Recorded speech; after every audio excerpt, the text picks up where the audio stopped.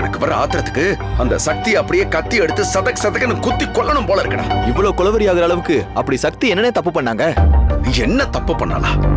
மாலைய போடு ஜோடியை தேடுன்னு சூர்யா விளையாட்டா ஒரு கேம வச்சான். அதுல சிவா கண்ணுல துணியை கட்டி அவன் கையில ஒரு மாலையை கொடுத்து அதை எடுத்துட்டு போய் அனிதா கழுத்துல போடுற நேரத்துல கரெக்டா அங்க சக்தி வந்துட்டாடா. இவனும் மாலைய அவ கழுத்துல போட்டான். இத பார்த்ததுமே என் ரத்தமே கொதிக்குதுடா. அண்ணே, நீங்களே சொல்றீங்க அது ஒரு கேம்னு, அதுக்காக நீங்க எதுக்கு சக்தி மேல இவ்வளவு கோவமா இருக்கீங்க? டேய், என்னடா முட்டா பைய மாதிரி பேசிட்டு இருக்க? இப்போ ஒரு விஷயம் நடக்குதுன்னா அதுக்கு முன்னாடி என்ன நடந்திருக்குன்னு யோசிச்சு பார்க்க வேண்டாமா? ஏற்கனவே சிவாவுக்கும் சக்திக்கும் கல்யாணம் ஆயிடுச்சுன்னு பேப்பர்ல பார்த்தேன். அதுக்கப்புறம் அவங்களுக்கு நடந்த கல்யாணத்தை பத்தி இன்ஸ்பெக்டர் பேசுறதை என் காதால கேட்டேன். இதெல்லாம் உண்மையா இருக்குமோன்னு நான் குழம்பிட்டு இருக்கிற நேரத்துல கரெக்டா மாலையை கொண்டு போய் அவ கழுத்துல போடுறான். இவளும் பிளான் பண்ணி வந்து நிக்கிறா. இதுல இருந்து என்ன தெரியுது? அவங்களுக்குள்ள ஏதோ இருக்குன்னு தான் அர்த்தம். ஏற்கனவே திவ்யாவுக்கும் அருணுக்கும் நடந்த கல்யாணத்தால இந்துமதி அம்மாவும் ருத்ரமாவும் மனசளவுல கொதிச்சு போயிருக்காங்க. இந்த நேரத்துல இப்படி ஒரு விஷயம் நடந்ததுன்னு சொன்னா என் மூஞ்சில காரி துப்ப மாட்டாங்க.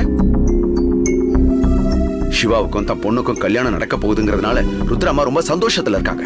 இந்த சக்தி உள்ள புகுந்து குட்டையை குழப்பி கல்யாணத்தை நிறுத்திட்டானா பாவண்டா அவங்க. அதுக்கப்புறம் மனசுடைஞ்சு அவமானத்துல அவங்க அப்படியே இடிஞ்சு போயிடுவாங்க.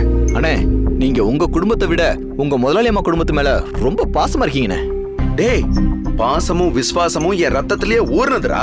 நான் இன்னைக்கு இந்த அளவுல இருக்கேன்னா அது அவங்க போட்ட பிச்சடா.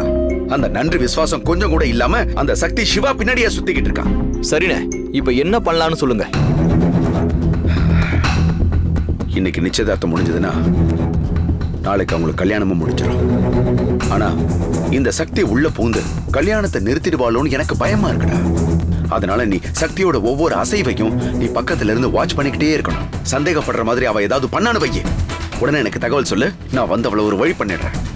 கவனமாரு. அதுக்காக தான் இங்க நான் வரவழைச்சிருக்கேன். சும்மா சோறு திங்கிறேன் போய் உட்கார்ந்துட்டு இருக்காத. புரியுதா? சரிண்ணே.